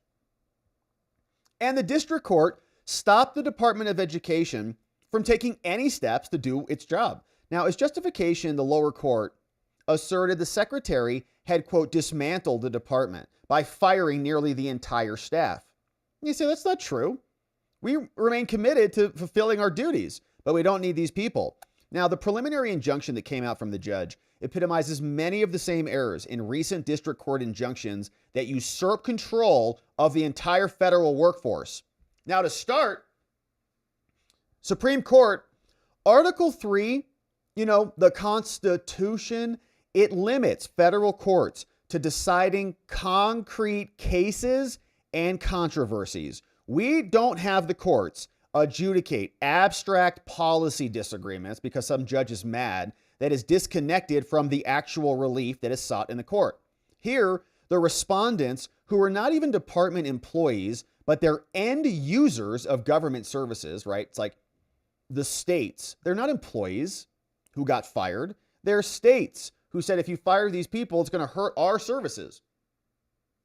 They say that we have standing based on the theory that the department's reduction might mean that their services are delivered slower. Now, the district court said, you know what, you're right. Blocked the entire RIF, ordered 1,400 employees to get their jobs back based on speculation that the terminating of those employees might have downstream effects. Well, if you fire them, then they can't hire their babysitter, and their babysitter is not going to be able to pay taxes on that income, and that's going to harm the state. So therefore, Trump can't do anything, return everything back to how it was before he won. Now, contrary to this assertion, the district court's holding cannot plausibly be read to reach an evidence-based conclusion. They can't say that we effectively shut down the department because we fired 1,500 people. Their theory of standing, based solely on hypothetical downstream effects, is way too speculative and causally remote to establish an injury, right? The babysitter who got fired on the thing, not paying taxes, that's not a consequence of this. Article 3 does not empower district courts like this judge to presume that all 1,400 employees must be reinstated to their previous jobs. Now, on top of that, there's another bar. Here's another reason they can't sue. Congress literally created a different and comprehensive framework for these claims. It's called the Civil Service Reform Act. You got to go through the MSPB, the Merit Systems Protection Board. If you lose your job and you're a federal employee, got a lot of them, you don't get to go sue in Article 3 courts over a contract dispute. You go through the board. Strangers to this relationship should not be able to leapfrog that process and just go get mass reinstatements because they found a judge who hates Trump. The First Circuit credited the government's concern by reframing the challenges. They said, oh, no, it's not that. It's an APA claim, and says that they're allowed. Trump responds, this is usurping Congress. Now, the district court's remedy, which was an injunction, compounds this offense. The Constitution says that the executive branch, not the district courts, have the authority to make judgments about policies relating to employees. And where courts have any authority, the court has demanded heightened scrutiny based on separation of powers issues. And so here, as we know, Trump campaigned on a proposal to get rid of the Department of Education. He issued an order reiterating that we're going to revise the department. And the government has acknowledged, and again, acknowledges again today, that the department cannot be closed without an act of Congress. We admit that. In fact, Secretary of Education McMahon just requested $66 billion for this. For what? To preserve key programs, including full funding for school districts and children with disabilities. Yeah. The executive branch cannot unilaterally close the department, but we can minimize the workforce. And so that's what we've done. We've terminated 104 grants that are contrary to the law. And we'd rather that $60 billion just go right back to the states. How about we just don't spend it? The states can manage it. Divide that by 50. Just split it up. We'll do better with that. All states can get $1 billion plus for their education. We'll do much better with that. Now, to that end, the administration's terminated a bunch of stuff, but the executive branch is allowed to handle this, okay? We can curb inefficiency. We can reduce waste. We've already announced we're going to comply with everything, and we're not going to wind up the agency. In fact, even on March 21st, President Trump indicated at a press conference that he said the SBA would take over the department's student loan portfolio and that Health and Human Services would take over some other roles. But we haven't taken any concrete steps to effectuate any transfer, and all that was just conversation at the beginning. But in these proceedings, if they want to sue, they've got to go through the right mechanism. File a claim with the labor boards. There are 2 lawsuits here, both of them making the same claims. And the lower level courts have been rejecting our arguments. They said these are states. These are not federal employees, so they have a different claim. So since they're not employees, they can't go through the board. They're states. And so the district court granted them a victory. We sought a stay. We are now on appeal. On June 5th, the morning after the decision, the district court granted their motion later and set an emergency hearing for coming up this Monday. All right, so anyways, we're at the Supreme Court. They say, Supreme Court, you got to hear us.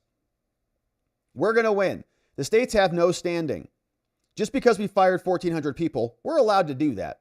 Courts adjudicate cases and controversies, and in order to have standing, you got to actually have an injury. It can't be a possible future injury. The states are making that happen now. They say, well, if there's a RIF, student aid could be at risk, at risk, at risk. Is it an actual harm right now? We're not sure, but it's at risk. In short, their allegations are just fear harms. They have concerns about quality. They say we may be unable to pay for this, quoting them. They say if this happens, this would be a problem. So if all those things happen, you should act. And the court just acted. They said you can't do that.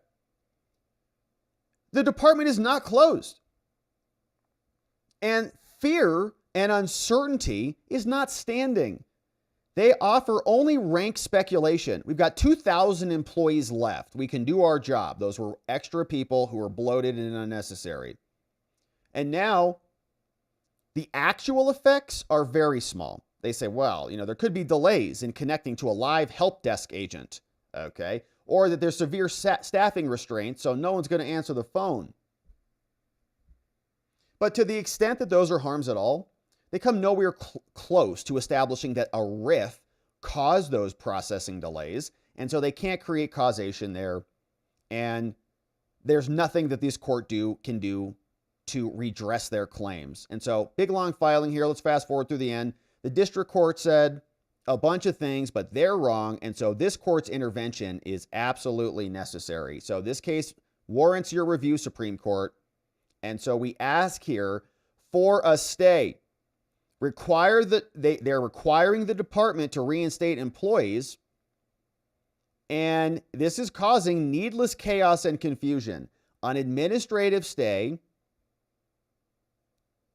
that shoves these people back in is necessary so this doesn't happen. The court should stay the injunction pending the application to this court. Respectfully submitted by D. John Sauer. So a lot of this is happening and percolating, making its way up to the Supreme Court. You can see here is this a judge from Korea saying you can't cancel these educational benefits, and Trump asking SCOTUS to do something about it. So hopefully the Supreme Court steps in and takes some action and corrects what's happening so Trump can actually run the executive branch and these judges are put back in their place.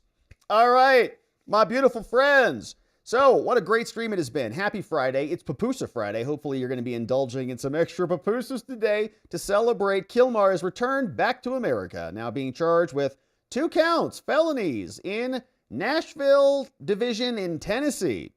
Abrego, 2 counts for human trafficking and illegal alien smuggling. And some pretty juicy stuff in here, including the idea that he unalived somebody else's mother and then stole their story and used that as his basis to come into our country.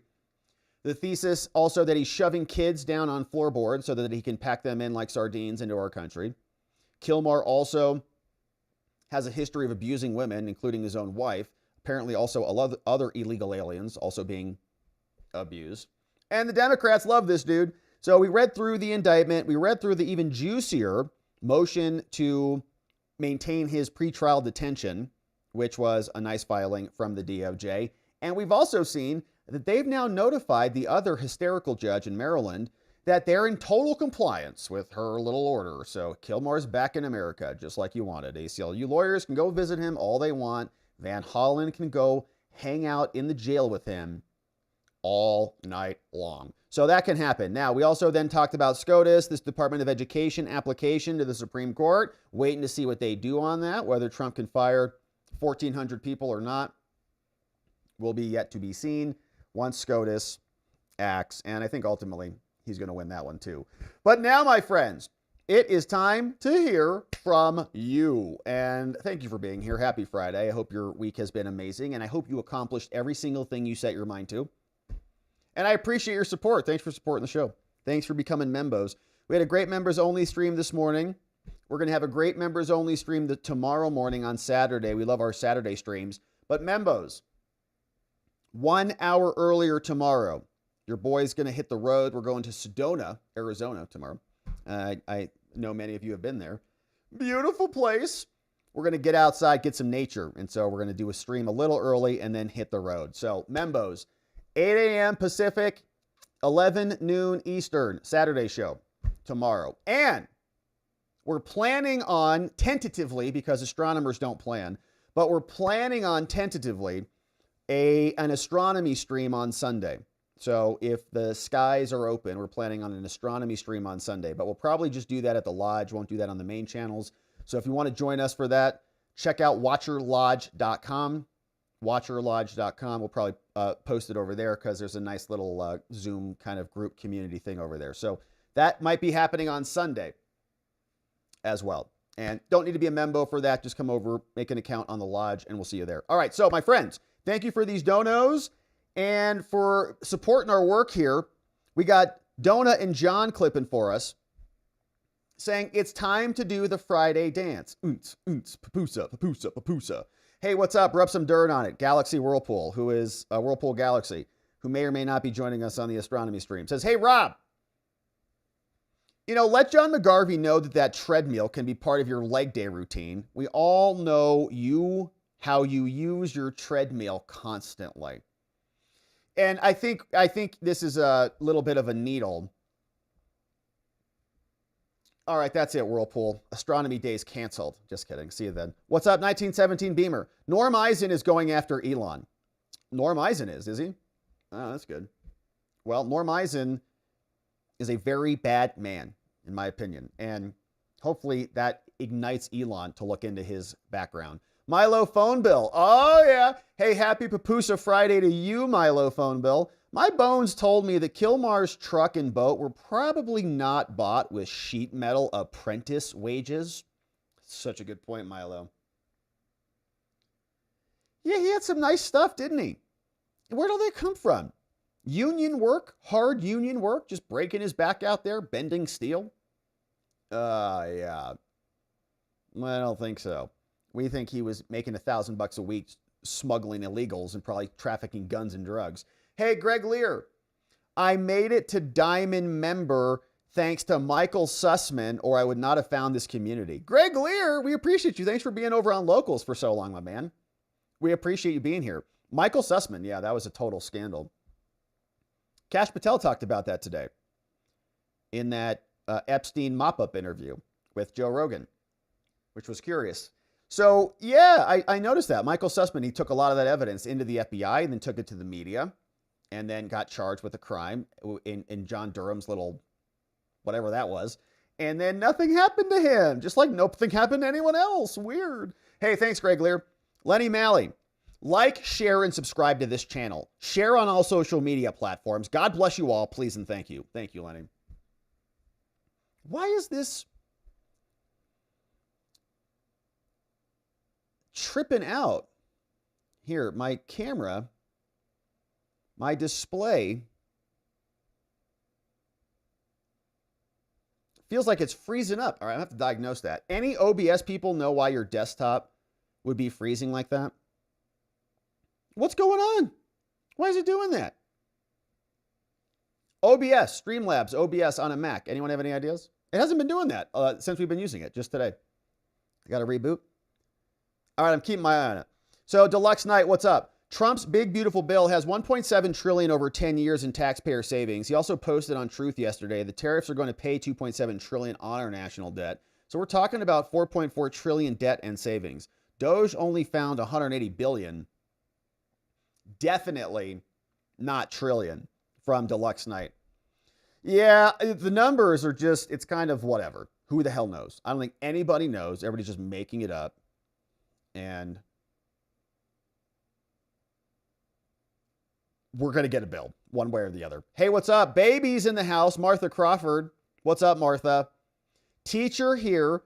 DOE hasn't done much for me. What's up? Shout out to our teachers, man. Shout out to our good teachers. I had some amazing teachers and some pretty terrible teachers. But, man, I had some, like the teachers that, like I remember Mr. P from Mercury Mine in 5th grade. Best professor of all time. Spuds, what's up? Rob, for your brother Joey, the new Triumph tribute album dropped today. Whoa, what's this? Magic Power All-Star Tribute to Triumph out now. So excited to share that Magic Power All-Star Tribute to Triumph is out now. Looks good. For Joey? All right, I'll have to send it over to him. I got to get him some more stuff from Amazon. He called me today. Hey, where's my stuff at? I don't know. I got to order it, buddy. All right, well, get it over. I need it. Okay, I'm working on it. Jester Bob, so we'll figure it out. Jester Bob, if you need me to go to the courthouse in Nashville, I can. It's a quick 45-minute drive, and I'm happy to attend any of the Maryland Man hearings. Also, Nashville would be a great watcher meetup location. It's a great idea. Yeah, maybe when he has his trial down there. Yeah, of a watcher meetup. And we can all bring pupusas together. An extravaganza in Nashville. It sounds fun. Mock Schnell, hey, Ron. What's up, Mock Schnell? And Watcher family. Missed so much of the streams lately due to having to cover the short staff here at my section of the VA. Shut up, Mock Schnell. But I still listen to you where I can keep up the good work, Mr. Mem. Good to see you, Mock Schnell. Thanks for stopping by and making a dono, my man. We appreciate you. And thank you for your amazing work at the VA. We appreciate you doing that too. Mock Schnell, look at this. 50 membos coming in. Look who's coming in, courtesy of Mock Schnell. Funky Monkey, Road Trek Girl, Bruce Rice Baby, Brian Deason. What's up, Kyle L? Oklahoma Chicken Cam. We got Victor Man. We got Shannon, Mark Clemens, Lotus Blossom, Chippewa Joe, Funky Monkey. We got Muffin Rando shouting out.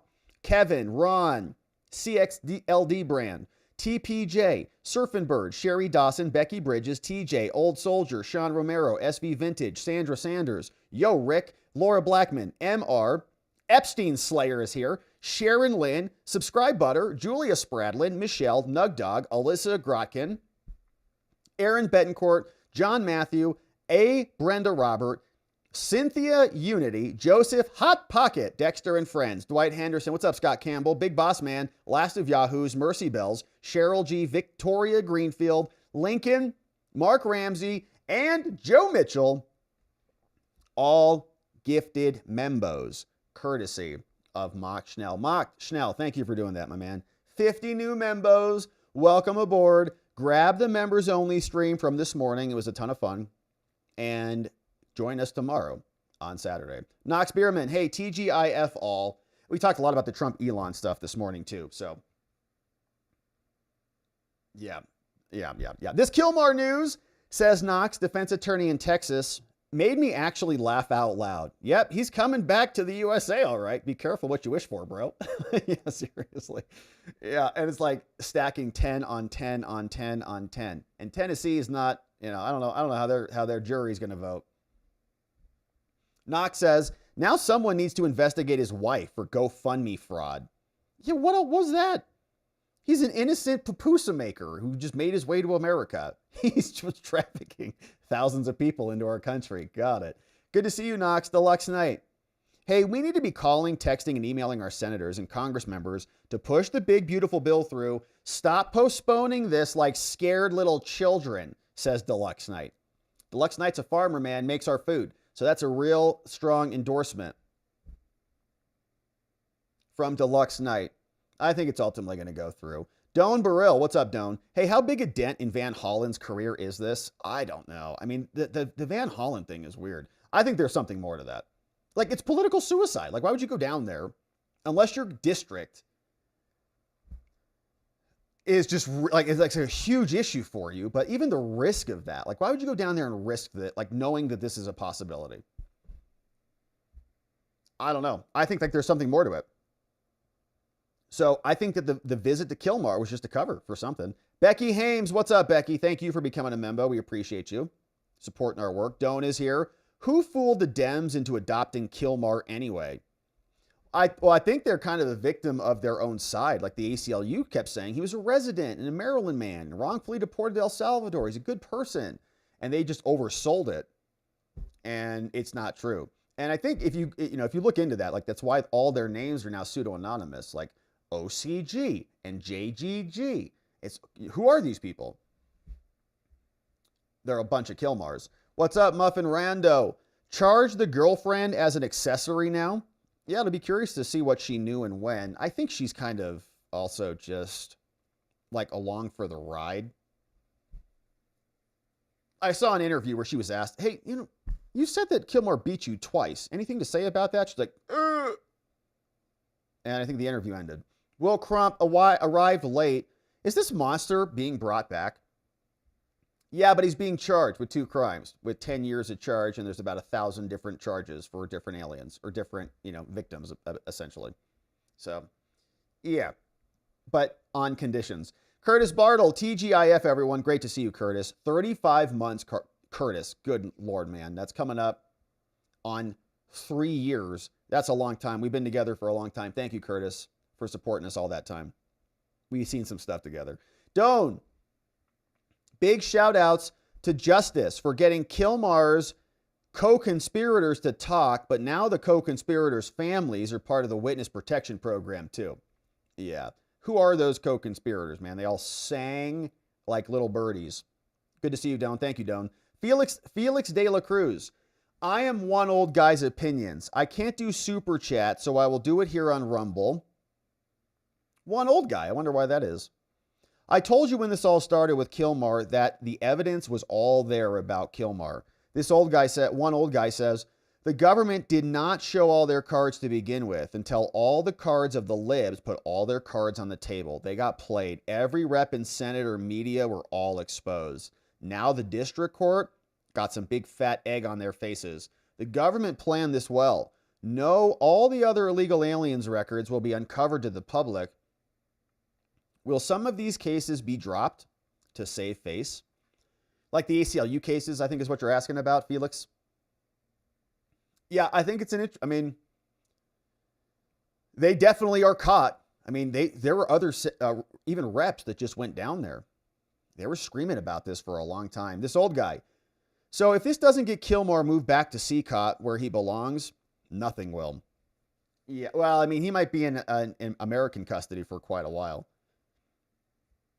And these cases can take a long time too, like years. So we'll see how quickly they want to accelerate it. Doan, what's up? The entire Kilmar layout reads like a booby trap. This entire thing. Like they were trying to ensnare the Democrats. Felix de la Cruz, he was wrongly deported, so they brought him back to stand trial for federal charges.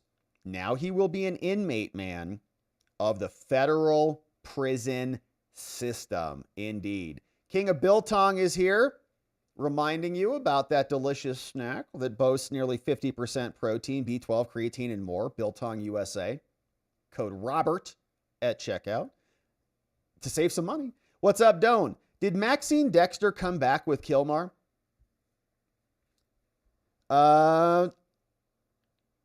Is that another congressperson or Maxine Waters? I don't think she... Did she go down there?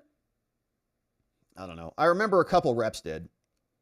Maybe she's going to go visit him tonight in federal penitentiary. Hey, Sheila Poo, haha, waited long enough and now the truth is undeniable. He's an even bigger criminal than we thought before. And now we're going to get to watch it all on display in court, in trial, in Tennessee. And how great is that? And he'll be the lightning rod. He is the symbol of all of these cases. Here's your hero. Here's the guy you said was your Maryland man. Sheila Poo says Ratskin is a clown. Yeah, that's for sure. And he just continues to flip-flop no matter what the issue is to say that Trump is bad and he is good. Look at all that Garcia all over his face on national TV from Felix de la Cruz. What's up, this old guy? Ravicus. Yeah, the Proud Boys are suing for $100 million. Amazing. Suing the corrupt government who indicted them. Doan, Kilmar's wife is begging the judge for protection. She definitely was. She definitely was. Yeah, and they didn't care at all about that. B.H. Williams, what's up? Bright light? You mean as in big, beautiful spotlight from B.H. Williams? Maryland man, says Pinochet, should be a milestone on every Democrat, a millstone on every Democrat. I think that's right. Yeah, you're right. Like a scarlet letter that they wear. The Scarlet K for Kilmar. Scarlet MS-13 right on their foreheads. Will Crump. Will the TDOC be able to keep Abrego Garcia at Riverbend Maximum Security Facility in solitary confinement? He cannot be allowed to recruit. Well, I mean, he's a very serious human trafficker who's responsible for our country's invasion, working with foreign drug cartels. So yeah, he's got to be locked. Felix de la Cruz, what's up? Ding dong, Myung Kol Jin, June, looks like he can be blindfolded with this. Okay, thank you for that. Pinochet. Rob, yes, I am in Massachusetts and I'm surrounded by horrible people and judges. To quote Chesty Puller, We're surrounded. They'll never get away now. We can fire in all directions at the enemy. Yeah, Massachusetts seems rough. I mean, between the judges and the schools. Yeah, this old guy, Myung John, was still pooping his diaper when I graduated from college. His entire judicial experience was as a municipal judge trying speeding tickets and parking violations. Yeah, shout out to our city court judges, but yeah, that's what they do. There's no felonies in city courts, right, generally. I have a really difficult time generating respect for his office. Yeah, me too. And like a lot of these judges. Foreign judges who had no judicial experience who are now issuing nationwide injunctions against our American president. And I'm like, we're supposed to just sit here and say, well, it's okay. No. Jason, Clean Safe Energy, what's up? I hope Trump and Elon work it out. I love them both, and we need them both to make America stronger. Go Trump, go Elon, go MAGA, and God bless America. Great comment, Jason. I think a lot of people agree with you on that one. Hey, Zena Xavier. LOL, Rob. 27 months as a membo. Thank you for that. Says Abrego is a PDF file. Sounds like he's soliciting. He's trafficking kids. And he's abusing females. Don't know if they're overage females, underage females, or what. But he has a PDF file. You can just see it, right? It's labeled right there. Mike Taylor and Zena, thanks for being here for 27 months. That is amazing. We got Mike Taylor. Thank you, Mike, for becoming a supporter. Grab the members-only stream from this morning, and we'll see you back here tomorrow. Ravicus says, my treadmill has a Gadsden flag on it. It says, don't tread on me. That's why we never use our treadmills, because of the Gadsden flag. Will Crump, hopefully the SCOTUS will say, district courts must dismiss any and all challenging termination of federal employment for lack of jurisdiction. Off Label says, you updated OBS recently, didn't you? It's a good question. I don't know. I turn off auto updates for that. In the Stream Deck, some things break after updates. Want info on a stable build from Off Label? Thank you, Off Label. I appreciate the feedback. I don't think I need any info on a stable build, but maybe that's what happened. Maybe it was just an update. I think I could just go to the website and probably download it, but I appreciate your help on it because I don't know what else would do that. Maybe it was an auto update. Maybe it's a refresh problem, but I guess I could just revert back to an older build if there was a recent update. It's good feedback. Thank you for that. But I appreciate it. This old guy.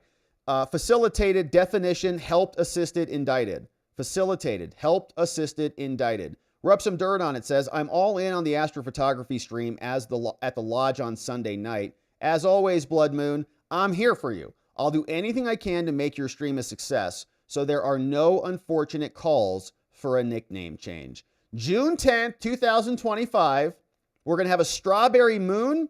Oh, my goodness.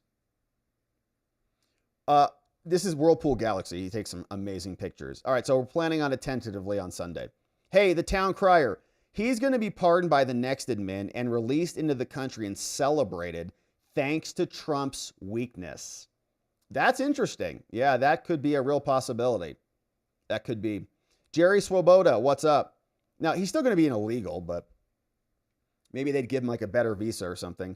Woodchip Bill says, the Supreme Court rules Doge can access Social Security information. Great ruling out of the Supreme Court. Thank you, Woodchip, for flagging it.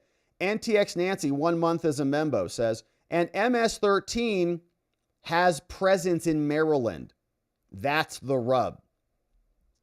That's his constituency, maybe. What's up, Will Crump? Bringing him back just to try him and put him in prison for decades is the ultimate middle finger to Paula Zenas, the judge. I love it. King of Biltong, what's up? Good to see you, King of Biltong. Rob, shouldn't they verify if any of the children Jennifer Vasquez Souza weren't brought here for the purposes of being sold? From Rob. Well, we'll see what she's got going on as well. Knox, because she might be another co-conspirator. Knox, sharing Rubo's book update. Woo! The Rubos over at rubossaltshop.com. They make the best salt, comes from the ocean of France. Says they got a publication date coming soon. They're working on a book over there called My Father's Miraculous Rock Soup. And I can't wait to read this book and try the soup. Hey, Felix de la Cruz says, Mian Jean is a bad fruit of auto pen from Biden's declining mine. And Donnie over on Rumble talking about Jamie Raskin, I think. So thank you for that. Donnie Potwin sending that one in. And my friends, thank you for all those amazing donos and for the great feedback and the great advice and the technical support that's out there with OBS and the rest of the things. We appreciate all of it. Members, very excited to have you. Thank you for coming in. We had a great members only stream this morning. We got a great members only stream coming tomorrow morning, 1 hour early. We're still having difficulty getting the stream key to connect over on X for whatever reason. So that's another technical difficulty you have to work through. But we're figuring that one out. And so, my friends, we'll pause there for the evening. And we're going to go over, we're going to head to our after party. So if you're a member, stick around. YouTube friends, go back over and hit the refresh button in a few minutes. Locals friends, hang out, hang tight, and we'll stick around and debrief and say some goodbyes. But otherwise, my friends, it has been just a beautiful stream here today and an amazing week. And it's Papusa Friday. We're excited about that. And so I really appreciate you being here. Thanks for subscribing. Thanks for hanging out with us. Thanks for being amazing members and friends. We appreciate you. Thanks for being pleasant and nice in the chat. We'll pause here for the weekend. And I hope this weekend you're doing something fun, incredible, inspirational, energetic, getting outside, spending time with the friends that you love, the family that we cherish, and of course, rejuvenating your spirits, restoring your energy levels, because we're coming back here on Monday to get into it again. Before we wrap it up, we want to say thanks to our amazing mods and meme smiths. Donut Mind Me, K Bean, Carrie B, John, Jigum, Elliot, Just Rhonda, Neuro D, Dog Digger, and Janek. All modding the fort down for us, keeping things nice and orderly and beautiful around here. But that, my friends, is it for us on the day. We are coming back here on Monday to get into it again. And in order to do that appropriately, we are going to need to see you right back here so that together, with your help, we can shine that big, beautiful spotlight of accountability and transparency down upon our system with the hope of finding justice. Make it a beautiful night, my friends, and an amazing weekend. We'll see you right back here on Monday. Bye-bye.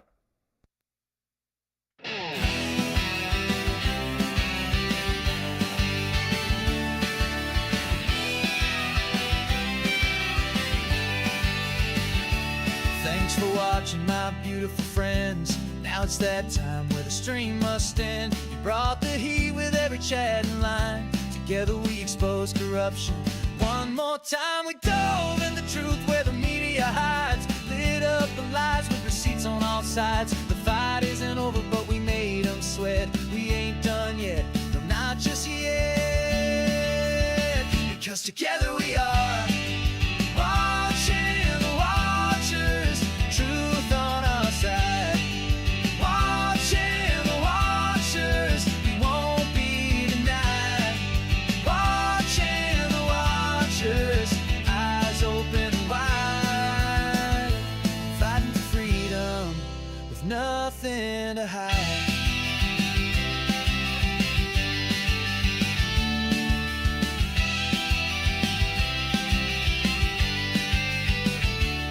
So drop a like and don't forget to share. Bring a friend who's ready to care. Tomorrow's lies are just today's news, but here we see through the script